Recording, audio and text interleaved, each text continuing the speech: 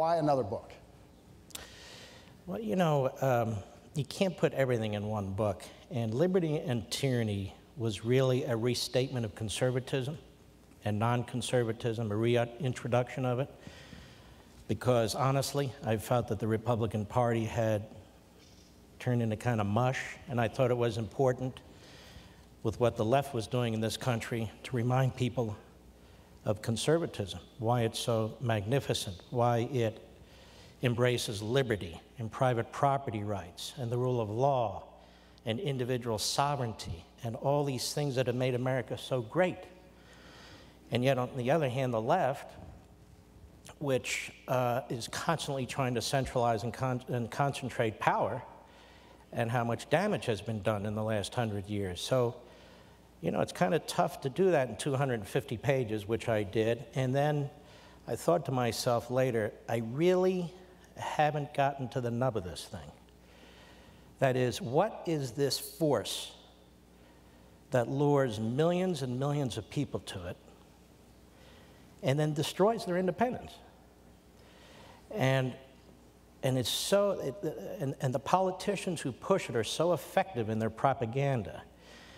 And the phony intellectuals who push it are so effective in the arguments they make. Where does this come from? Kind of when did it start? And I felt that had to be addressed if we're going to really, in my view, save the country. The other point is, well, where did our views come from? You know, we talk about property rights and these other things. Well, where did they come from? The founders didn't wake up one day and suddenly think about consent of the governed, 3 branches of government. Where does this stuff come from? So it comes from a lot of places, but I decided to focus in on a few of those places as well. And so I've concluded that the problem we have is this utopian statism. You can hear it today, where politicians get up and they say, I'm going to create a program, and I'm going to fix the mortgage situation. No, they're not going to fix the mortgage situation. I'm going to create a program, and incomes are going to be equalized. No, they're not going to be equalized. I'm going to create a program, and I'm going to do something else. And all you have to do is surrender more and more of your liberty and more of your assets and more of who you are, and somehow they're going to continue, they're going to fix the situation. Where does this come from, this ideology? Now, the problem is that these notions of utopianism aren't utopian at all, really. These are notions of, these are fantasies. And the idea I felt when I started this, that the greatest country on the face of the earth, which has created more wealth for more people than any society ever, more liberty for more people than any society ever, is such a civil society because our Constitution is such a magnificent document. Why would we surrender these things on these fantasies and these hopes and these claims? So basically, that's why I wrote this book. You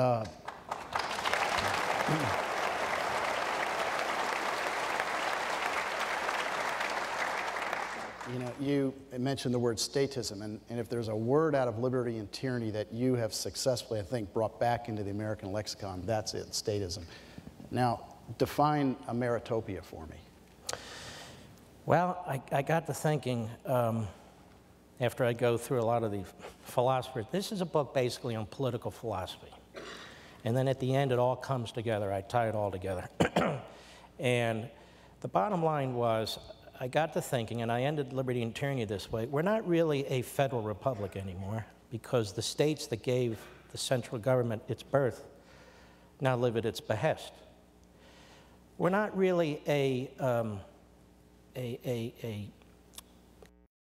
rote. That is, we've got this massive bureaucracy. Doesn't matter who's elected, it just keeps operating and consuming and regulating no matter who you vote for. And it's not really a representative republic anymore in that respect either. So I thought, well, what is it? Well, it's not the America that the founders founded. It's something else. And I think I came up with the name Ameritopia. And I don't know where we're going with this. I don't think anybody knows where we're going with it. But there are aspects of tyranny that a lot of people don't feel, but a lot of people do feel. For instance, if you're a farmer today, you're being put upon like never before by the Environmental Protection Agency. If you're a rancher today, you're being put upon today like never before by the Interior Department. We've got private property owners under attack all over this country. We've got businesses, small businesses too, under attack in every direction. And it's getting much and much and much worse.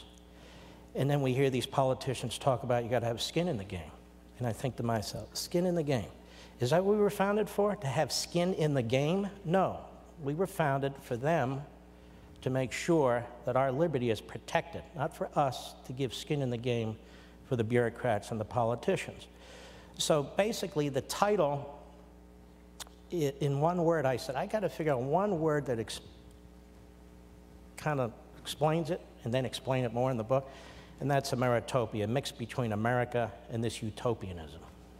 You can watch this and other programs online at booktv.org.